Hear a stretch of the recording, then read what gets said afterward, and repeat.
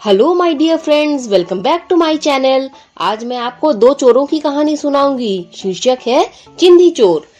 एक गांव में संपत और कप्तान नाम के दो चोर रहते थे। दूसरे गांव में चोरियां करते थे, लेकिन अपने गांव में बहुत शरीफ बनकर रहते थे। एक दिन वह घने पेड़ के नीचे आराम कर रहे थे। तभी पालमपुर गांव के हरिया और बंसी उस पेड़ के नीचे आकर एक दूसरे से बात करने लगे। हरिया बोला, अरे बंसी भैया, सुना है कल मुखिया जी की बेटी की बारात शहर से आ रही है, क्या तुम्हारे पास दावत आई है? बंसी बोला, भैया मेरे घर तो आई है, तुम्हारे घर पर आई है क्या? हरिया बोला, अरे कल खुद मुखिया जी आए थे मेरे घर और मुझे परिवार सहित दावत पर कहकर गए हैं। सुना है मुखिया जी अपनी बेटी की शादी बहुत धूमधाम से कर रहे हैं। कल 21 तरह के पकवान बनेंगे खाने में। बंसी बोला, मैंने भी कुछ ऐसा ही सुना है। हरिया भैया, मेरे मुंह में तो अभी से सोच सोच कर पानी आ रहा है। अरे मैं तो शाम से ही खाना नहीं खाऊंगा, ज्यादा भूख लगेगी तो पूरे 21 पकवान ही भरपेट खा लूंगा। हरिया बोला, अरे बंसी भैया, भावना में बहकर कहीं ज्यादा मत खा लेना, वरना पेट खराब हो जाएगा। क्या फायदा पूरे 21 पकवान के स्वाद के चक्कर में 21 दिन भूखा रहना पड़े। बंसी बोला, बात तो तुम बिल्कुल सही कह रहे हो। हरिया भैया, वैसे कुछ भी कहो, आसपास किसी भी गांव में आज तक ऐसी शादी का इंतजाम नहीं किया गया जैसे कल मुखिया जी अपनी बेटी की शादी के लिए कर रहे हैं। हरिया बोला, अरे भाई, लड़का कलेक्टर है। मुखिया जी ने इस शादी के लिए अपनी पूरी 10 बीघा जमीन बेची है और वो सारा पैसा शादी में खर्च कर रहे हैं।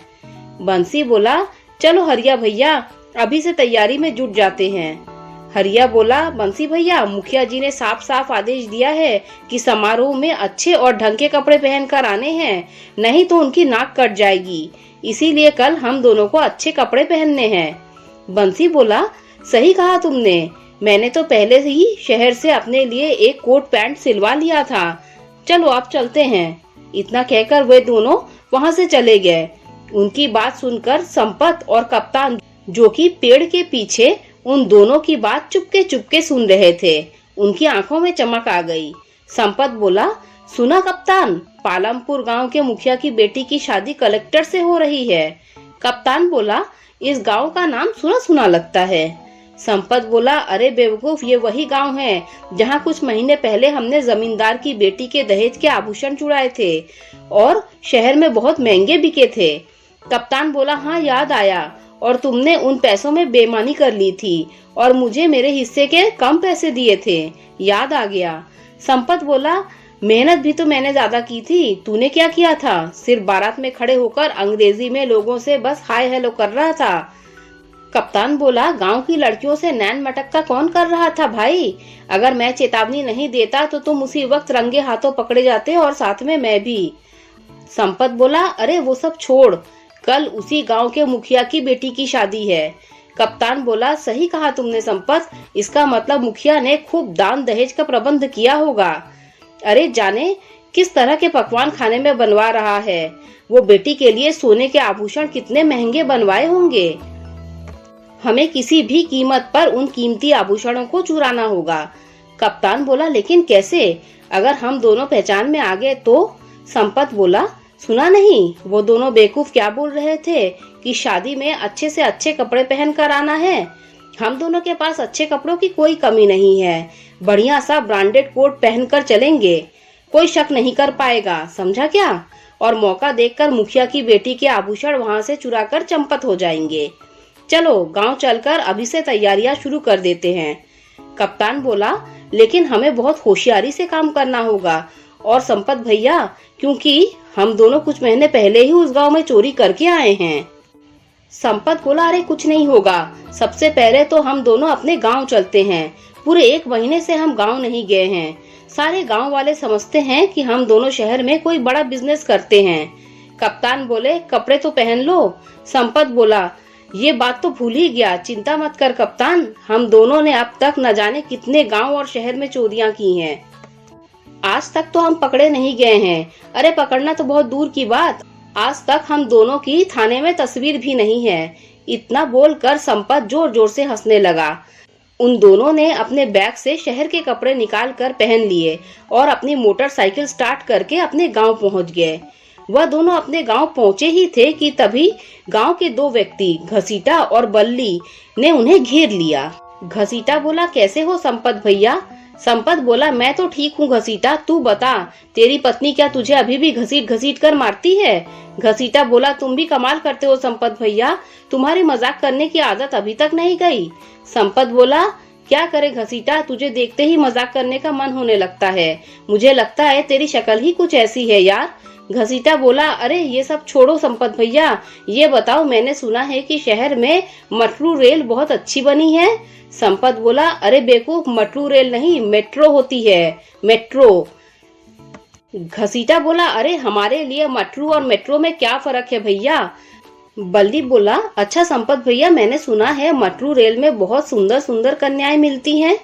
संपत बोला, बल्ली शहर के लोग थोड़े खुले मिजाज के होते हैं। बल्ली बोला, अरे संपत भैया, कभी हमें भी ले चलो ना अपने साथ शहर, हम भी एक बार अपनी आंखों से मेट्रो रेल का नजारा लेंगे और इसी बहाने अमिताभ बच्चन जी का घर भी देख लेंगे।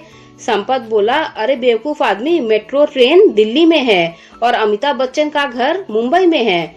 बल्ली बोला, क्या बात कर रहे हैं संपत भैया, हम तो पिक्चर में देखे थे कि अमिताभ बच्चन मेट्रो रेल में सवार होकर अपने घर जाते हैं। संपत बोला, अरे वो पिक्चर होती है बेवकूफ, अब मैं तुम्हें कैसे समझाऊं? कप्तान बोला, यहाँ से निकल ले, नहीं तो दोनों उल्टी उल्टी बातें करके हमारा दिमाग खराब कर देंगे। संपत बोला, ठीक है बल्ली और घसीटा, हम दोनों चलते हैं, अगली बार हम तुम दोनों को साथ में शहर ले जाएंगे और हाँ, तुम्हें मेट्रो रेल दिखाएंगे। इतना कहकर संपत और कप्तान वहाँ से चले जाते हैं। कप्तान संपत के घर के नजदीक जाकर बोला, कप्तान 1 घंटे बाद मैं तुमको लेने आऊंगा, तैयार रहना। संपत बोला, क्यों, तू मेरे घर के अंदर नहीं आ रहा है? कप्तान बोला, मुझे पागल कुत्ते ने काटा है क्या जो मैं तेरे घर में आऊंगा? तेरी पत्नी कम सीआईडी ज्यादा लगती है। जैसे ही तेरे घर के अंदर घुसता हूँ सवालों की बौछार शुरू कर देती है। मुझे तो समझ में नहीं आता संपत, तू अपनी पत्नी को कैसे झेलता है? संपत बोला, धीरे बोल, कहीं उसने सुन लिया तो वो मेरी बैंड बजा देगी। कप्तान हंसते हुए वहां से चला जाता है। संपत ने जैसे ही अपने घर के अंदर कदम रखा, उसकी बीवी कजरी ने उसे देख लिया और ताड़ना शुरू कर दिया। कजरी बोली, आ गए कलेक्टर साहब, बहुत जल्दी याद आ गई तुम्हें अपनी पत्नी की। सही सही बताओ, 1 महीने में अपना मुंह कहाँ काला किया तुमने? संपत बोला, कजरी, मुझे आए हुए 5 मिनट भी नहीं हुए कि तुमने टर टर करना शुरू कर दिया, इसी वजह से मैं यहाँ नहीं आता हूँ। कजरी बोली, बताओ तो मैं क्या करूँ, तुम्हारी आरती उतारूं?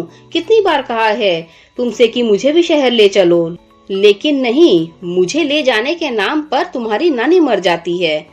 मैं अब तुम्हारी एक न सुनूंगी, इस बार मैं तुम्हारे दोस्त के साथ तुम्हें अकेले नहीं जाने दूंगी, मैं भी तुम्हारे साथ शहर चलूंगी। गांव वाले मुझसे तरह तरह के सवाल पूछते हैं, तुम्हारे पति शहर में कौन सा बिजनेस करते हैं? संपत बोला, मैंने कितनी बार तुम्हें कहा है कि शहर में हमारा कपड़ों का व्यापार है, अच्छा खासा मकान है। कजरी बोली, तो उस मकान की फोटो ही दिखा दो पतिदेव, आज तक तुमने एक तस्वीर भी नहीं दिखाई। मुझे तो लगता है तुम कुछ उल्टा सीधा काम करते हो शहर जाकर। संपत बोला, बकवास बंद कर कजरी, कुछ देर में मैं यहाँ से चला जाऊंगा। कजरी बोली, अच्छा ये बताओ, शहर से मैंने जो तुमसे चांदी के छल्ले मंगवाए थे वो लाए हो क्या? संपत बोला, चांदी के छल्ले? अरे पिछली बार ही तो मैं तुम्हें लाकर दिया था, कहाँ गए वे सब? कजरी बोली, वो सब मुझे नहीं मालूम, वो मुझसे खो गए, अब मुझे दूसरे छल्ले चाहिए। संपत बोला, मुझे क्या पागल समझ रखा है कजरी? सीधे सीधे क्यों नहीं कहती कि जो छल्ले मैंने शहर से लाकर दिए थे वो तूने अपने घर वालों को दे दी है। कजरी बोली, खबरदार जो मैं अपनी जबान से मेरी घर वालों का नाम लिया। संपत बोला, नहीं तो क्या कर लेगी तू? कजरी बोली, अभी और इसी वक्त अपने भाइयों को बुलाकर तुम्हारा मुंह लाल करवा दूंगी। मत भूलो मेरे 6 भाई हैं, पिछली बार की मार याद है ना, कैसे उन्होंने तुम्हें मारा था, तुम्हारा मुंह सुझा दिया था। संपत बोला, मेरा दोस्त कप्तान बिल्कुल सही कहता है, पता नहीं मैं कैसे तुम्हारी जैसी औरत को झेलता हूँ। कजरी बोली, खबरदार जो तुमने उस कलमुहे करम जले दोस्त का नाम मेरे सामने लिया, निठल्ला कहीं का, उसकी आंखों से ही छिछोरापन झलकता है, छिछोरा कहीं का। संपत बोला, बस कर कजरी, अब मेरा और ज्यादा दिमाग खराब मत कर, पति थका हारा आया है, पानी को तो तूने पूछा नहीं, उल्टा अपने भाइयों से पिटवाने की धमकी दे रही है। जाकर मेरे लिए एक गिलास पानी लेकर आ। संपत की बात सुनकर कजरी पैर पटकती हुई वहां से चली जाती है। थोड़ी ही देर बाद कप्तान उसे बुलाने चला आता है और दोनों पालमपुर गांव पहुंच जाते हैं। अगले दिन बड़ी चालाकी से संपत और कप्तान शहर से आए बारातियों में शामिल हो जाते हैं। संपत ने कप्तान से बोला, बहुत होशियारी से काम लेना और हाँ, ओवर एक्टिंग करने की बिल्कुल जरूरत नहीं है। याद है ना, पिछली बार तेरी ओवर एक्टिंग की वजह से हम दोनों फंसते फंसते बचे थे। कप्तान बोला, चिंता मत करो संपत भैया, इस बार ओवर एक्टिंग बिल्कुल नहीं करूंगा। इस बार ऐसी एक्टिंग करूंगा कि यहाँ से चोरी करने के बाद हम दोनों सीधे मुंबई जाएंगे। संपत बोला, मुंबई जाकर क्या करोगे? कप्तान बोला, अरे फिल्मों में काम करेंगे और क्या।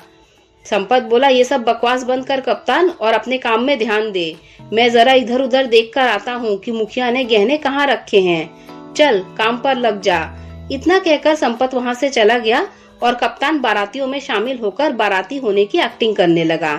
तभी वहाँ पर मुखिया बारातियों का हाथ जोड़कर स्वागत करने लगे, मगर जैसे ही मुखिया की नजर कप्तान पर पड़ी, मुखिया कुछ सोचता हुआ बोला, आप तो इस गांव के नहीं लगते। कप्तान बोला, अरे भला मैं इस गांव को कैसे लगूंगा, मैं तो बाराती हूँ।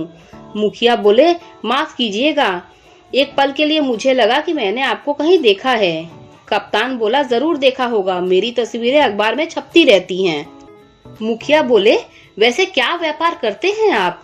कप्तान बोला, मेरे कपड़ों का बहुत बड़ा व्यापार है और देश विदेश तक फैला हुआ है। प्रेस वाले, मीडिया वाले मेरी फैक्ट्री के बनाए हुए कपड़ों की तस्वीर लेने आते हैं और जबरदस्ती मेरे पीछे पड़ जाते हैं।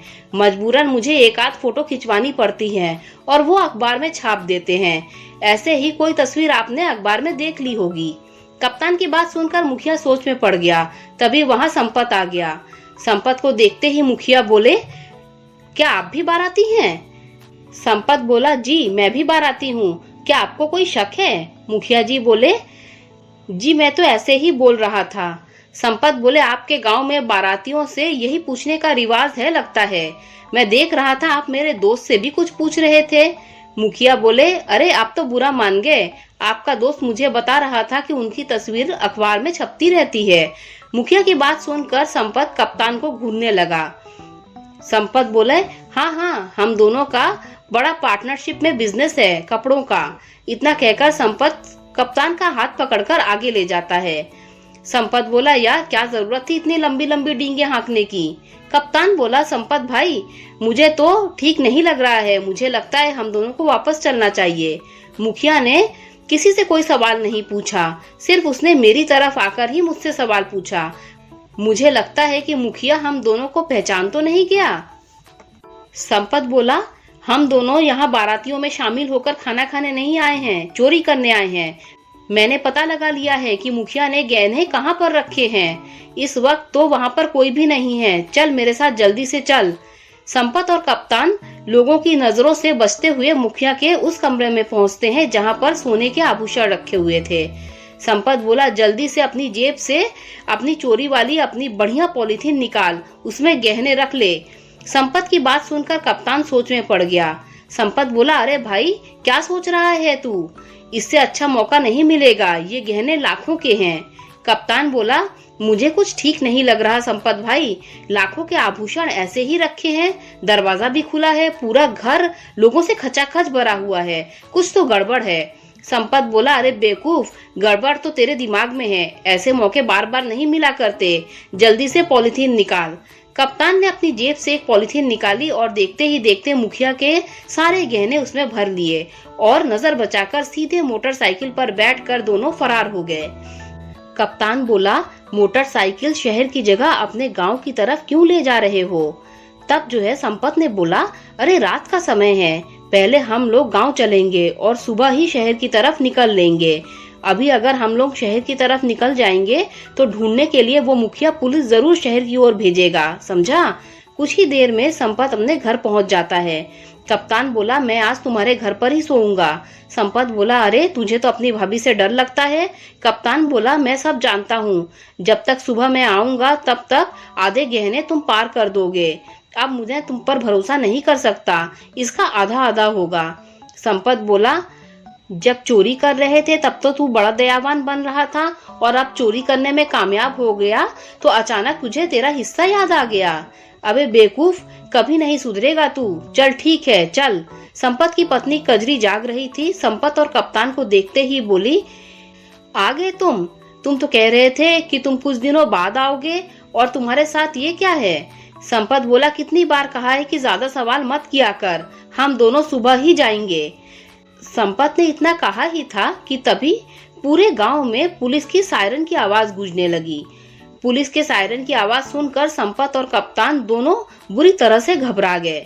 कजरी बोली, अरे पुलिस की सायरन की आवाज सुनकर तुम दोनों के चेहरे में पसीना क्यों आ रहा है? तुम दोनों क्यों घबरा रहे हो? कजरी ने इतना बोला ही था तभी पुलिस वाले संपत के घर में घुस आए। उस पुलिस वाले के साथ झोलपुर गांव का मुखिया भी था, जो संपत और कप्तान को गुस्से से देख रहा था। मुखिया ने इंस्पेक्टर की ओर देखा और कहा, गिरफ्तार कर लीजिए इन दोनों को। देखिए इनके हाथ में पॉलिथीन भी है, उसी में गहने हैं। इंस्पेक्टर ने कहा, आपको ये बताने की जरूरत नहीं है मुखिया जी, हमें तो इन दोनों की लोकेशन आधे घंटे पहले ही मिल गई थी। इतना कहकर इंस्पेक्टर ने संपत के हाथ से पॉलिथीन छीन ली और हथकड़ियां लगा दी। कजरी बोली, ये सब क्या है? इंस्पेक्टर बोली, लगता है तुम्हें अपने पति के कारनामों के बारे में कुछ नहीं मालूम। कजरी बोली, मेरे पति बहुत बड़े व्यापारी हैं, शहर में कपड़ों का व्यापार करते हैं। इंस्पेक्टर बोले, ये कोई कपड़ों का व्यापार नहीं करता है, बल्कि ये और इसका साथी मिलकर चोरी करते हैं। इतना कहकर मुखिया संपत और कप्तान की ओर देखकर बोला, तुम दोनों सोच रहे होगे कि आखिर मुझे कैसे पता चला कि तुम दोनों यहाँ पर छुपे हो। चाहता तो मैं उसी वक्त तुम्हें पकड़वा देता जिस वक्त तुम गहने चोरी कर रहे थे। अरे हम तो तुम्हारा कल से ही गांव में आने का इंतजार कर रहे थे, समझे बेटा? पिछली बार तुमने जो जमींदार के घर में चोरी की थी ना, हम सब तुम्ही के ऊपर नजर रखे हुए थे। हमें यकीन था तुम मेरी बेटी की शादी में जरूर आओगे, इसीलिए हमने गांव में आसपास सभी जगह पर यह खबर फैला दी थी कि मेरी बेटी की शादी बहुत धूमधाम से कर रहा हूँ। मुझे पता था तुम मेरी बेटी के गहने चुराने जरूर आओगे, इसीलिए मैंने पहले ही इंस्पेक्टर की मदद से गहनों में जीपीएस ट्रांसमीटर लगवा दिया था। तुमने जैसे ही गहने चुराए हमें पता चल गया था, लेकिन हम सब देखना चाहते थे कि तुम दोनों आखिर कहाँ रहते हो। संपत बोला, हमें माफ कर दीजिए, हम आइंदा कभी चोरी नहीं करेंगे। इंस्पेक्टर बोले, वो तो तुम कर भी नहीं पाओगे क्योंकि अब तुम जेल में ही रहोगे। इंस्पेक्टर ने संपत और कप्तान को गिरफ्तार करके जेल में डाल दिया। अगले दिन संपत और कप्तान की सारी हकीकत सारे गांव के सामने पता चल गई कि वे शहर में बिजनेस नहीं चोरियां करते थे।